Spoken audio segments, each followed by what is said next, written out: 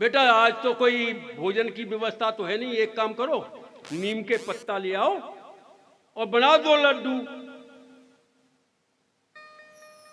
तो लाया नीम के पत्ते और नीम के पत्ते बांट करके 2 लड्डू बनाए कि बेटा भगवान का भोग लगाओ, एक तू पाले और एक मैं पालूंगा। महात्मा ने तो अपने हिस्से का पा लिया, वो के अब मैं कैसे पाऊं, वहां तक ले जाए लेकिन जाए ही नहीं। एक दिन निकल गया, दूसरे दिन महात्मा ने कहा कि बेटा सीधा सामान तो आज भी नहीं आया, कल जो पत्ते लाए थे कम लाए थे, आज थोड़े ज्यादा लाना, आज 2-2 लड्डू बनाना। अब बोले कि जैसे तो घरवाली की सुनते रहते वो ही अच्छा था, ये कब तक नीम के पत्ता खाने पड़ेंगे। लौट करके आ गया,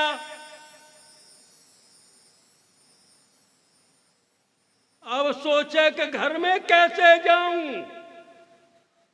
सो भैंस को परेरू था, उसकी पूंछ पकड़ दी और कहे देख मैं नहीं जाऊंगा, तू मुझे जबरन मत ले जा, मैं घर नहीं जाऊंगा, मैं तो बाबा होने जाऊंगा, तू मुझे घर मत ले जा। घरवाली ने उठाया डंडा और कहा कि ले जा परेरू को ले जाओ, जाओ हो जाओ बाबा।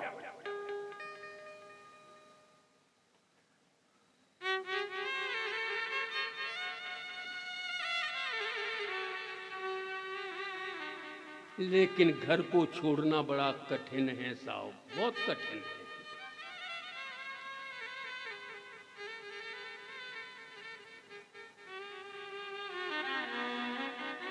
बालक जरूर बाबा कह निकलते हैं, बालक तो कहते हैं बाबा, लेकिन खुद मन नहीं होता है कि बाबा हो जाएं।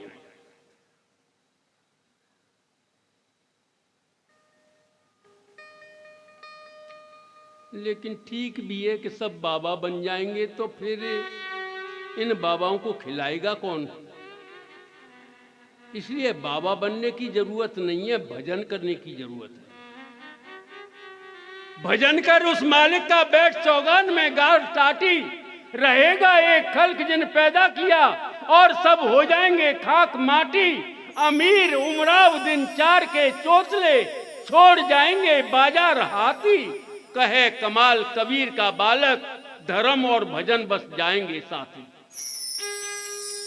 साथ जाएगा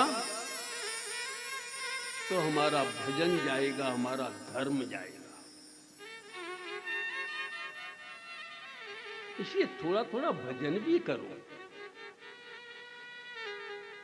शरीर को तो खूब आहार देते हो, लेकिन आत्मा का आहार तो भजन है, उसको भी तो आहार दो। अरे ज्यादा नहीं तो थोड़ा थोड़ा ही करो।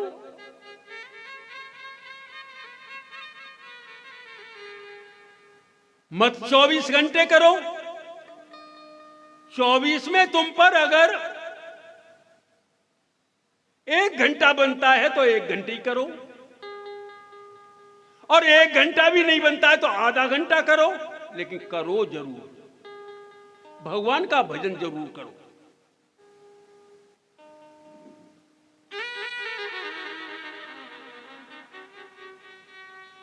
गोकर्ण ने कहा कि पिताजी छोड़ दो। बेटा बेटियों की ममता और भगवान का भजन करो। आत्मदेव घर को छोड़ करके चले गए। अब तो धुंधकारी परम स्वतंत्र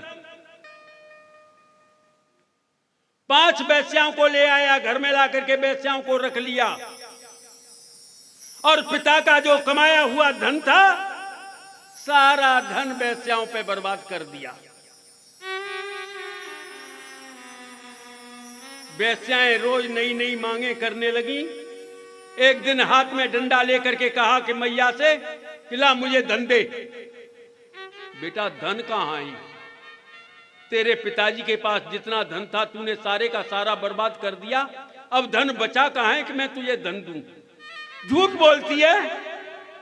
लोग कहते हैं कि तुम मेरे पिताजी के पास बहुत सारा धन था, जरूर तूने छुपा करके रखा होगा, मुझे धन दे वरना जान से मार दूंगा मैं तुझे।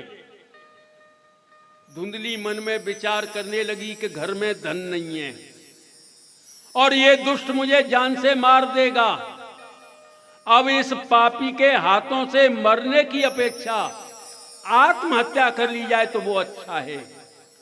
तो धुंधली ने कहा कि बेटा, तुम्हारे पिताजी ने धन जमीन में गाड़ करके रखा है और इस समय निकालूंगी तो कोई पड़ोसन आ जाएगी, देख लेगी, इसलिए रात में निकाल के दे दूंगी। मुझे मारे मत, मैं रात में निकाल के दे दूंगी। ठीक है, रात को मुझे धन निकाल करके दे देना, वरना मैं तुझे जान से मार दूंगा।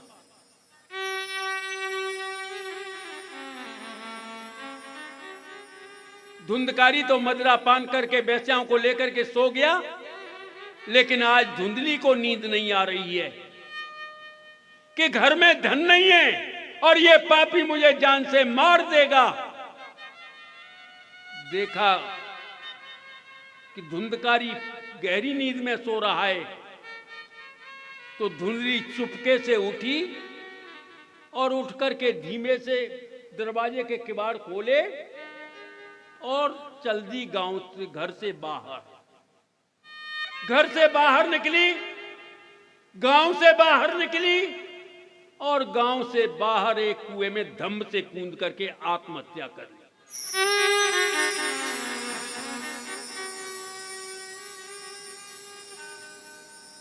गांव के लोग सुबह उठ करके गए अपने खेत बाड़ की तरफ, कुएं में तैरती हुई लाश देखी।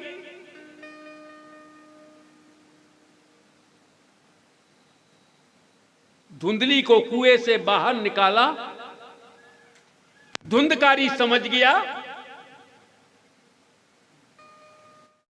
करता है, लेकिन बेस्याएं तो रट लगा रही थी कि हमारे लिए गहने लाओ, रकम लाओ। आज धुंधकारी बेस्याओं की इच्छा पूर्ति करने के लिए राजा के खजाने में चोरी करने के लिए गया और अच्छा हाथ बैठा, बहुत सारे हीरे जवाहरात पोटले में बांध लिए और लेकर के सिर पर रख करके आया और आकर के आंगन में धड़ाम से डाल दिया। बोले, इतना सारा धन कहां से लाए हो? बोले, राजा की खजानी से। बेस्याओं ने मन में विचार किया कि इसने राजा के खजाने से चोरी की है और चोरी का रहस्य अगर खुल जाएगा तो हाथ से धन भी चला जाएगा और राजा इसे तो सजा देगा ही देगा, साथ में हमको भी सजा देगा। और अगर ये धुंधकारी मर जाए तो चोरी का रहस्य भी नहीं खुलेगा। रही बात आदमी, तो हमें और भी मिल जाएगा, धन है ही अपने पास। इसे मार दें धुंधकारी को। बेस्याएं बोली, ठीक है मार दो, लेकिन मारे कौन? बेस्या कहने लगी, मार तो मैं दूंगी,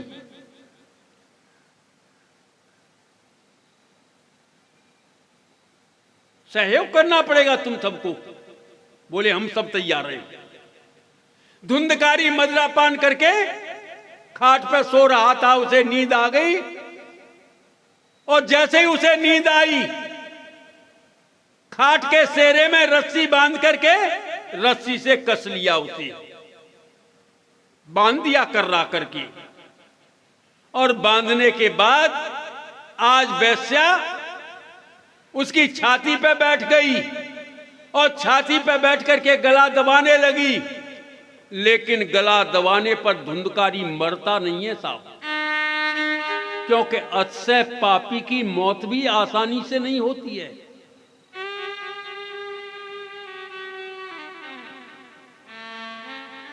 जब गला दबाने से नहीं जब मर रहा था, मुंह फटा हुआ था, बेस्याएं घबरा गईं, इधर उधर देखा, चूल्हा चेता हुआ था और चूल्हे में अंगारे दहक रहे थे।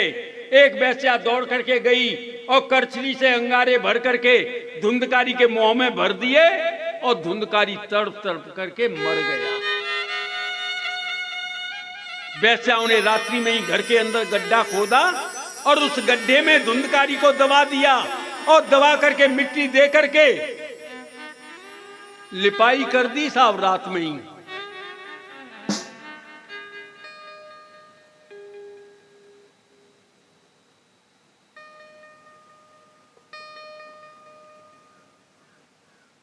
एक दो दिन जब गांव वालों को धुंधकारी दिखाई नहीं दिया तो गांव वालों ने वेश्याओं से पूछा कि आजकल धुंधकारी दिखाई नहीं देता। तो वेश्याएं कहने लगी कि हमारे घर धन की कमी आ गई थी,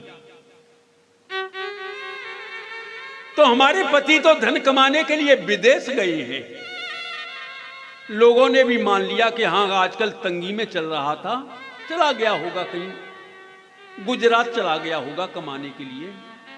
क्योंकि आदमी पे परेशानी आती है तो गुजरात ही भागता है, क्योंकि गुजरात में तो हराम का मिल जाता है, वहां तो कुछ करना धरना पड़ता ही नहीं है, हराम का मिलता है गुजरात में। हराम का मिलता तो फिर ये गुजराती लोग ही मस्ती में चंगे में रहते। अरे करना तो सभी जगह पड़ेगा, लेकिन लोगों ने जाने क्या देखा है कि गुजरात, भागो गुजरात। जितने भी भाग के जाते हैं गुजरात ही जाते हैं, जाने क्यों।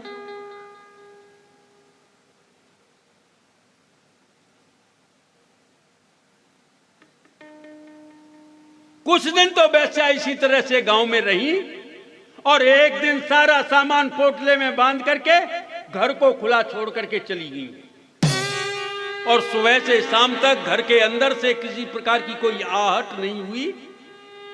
तो गांव वालों ने देखा कि आज तो दरवाजा भी खुला पड़ा है, कोई दिखाई भी नहीं दे रहा, कहां गई सब। तो गांव के दो चार लोग मिलकर के अंदर गए। अंदर जाकर के देखा सामने कमरे की किवाड़ें खुली पड़ी हैं, और अंदर जाके देखा तो कमरे में एक जगह की मिट्टी फूली हुई थी। गांव के लोग समझ गए कि वेश्याओं ने धुंधकारी को मार दिया और घर में जो कुछ था लेकर के चली गई। तो आज गांव वालों ने मिलजुल करके उस स्थान की खुदाई की। उस जगह से दुर्गंध युक्त सड़ी गली धुंधकारी की लाश निकली। गांव वालों ने दाह संस्कार किया। समय व्यतीत होता गया। एक बार गांव के लोग तीर्थ करने के लिए गए थे। किसी तीर्थ स्थल पर गोकर्ण से भेंट हो गई। गोकर्ण ने गांव वालों से बड़े प्रेम से मिले जुले, सभी से क्षेम कुशल पूछी कि भैया गांव में सभी ठीक तो हैं, मेरी मैया ठीक तो है, मेरा भाई ठीक तो है। इतना सुनकर के गांव वालों ने बताया कि पंडित जी, आपकी मैया ने तो कुएं में गिर करके आत्महत्या कर ली और आपके भाई को वेश्याओं ने मार डाला। इतना सुनकर के गोकर्ण को बड़ा दुख हुआ कि मेरा भाई और मेरी मां अधोगति में गई है। आज गोकर्ण सीधे गयाजी में गए और गयाजी में जाकर के भाई का और मां का पिंडदान किया। गया श्राद्ध करने के बाद गोकर्ण लौट करके नगर के लिए आए कि चलो गांव में चल करके देखा हूं। गांव लौट करके आए। गांव में आकर के देखा, गांव में सोता पड़ चुके थे, सभी सो चुके थे। अपने घर के सामने गए तो घर के किवाड़ खुले पड़े थे। गोकर्ण घर के अंदर प्रवेश कर गए। एक टूटी सी खाट खड़ी थी आंगन में, उस खाट को बिछा लिया और उस पर लेट गए। अभी गोकर्ण को नींद नहीं आई थी, झपकी लगी थी। उसी समय पर एक छाया आकर के, मानव छाया, बैठ करके रोने लगी।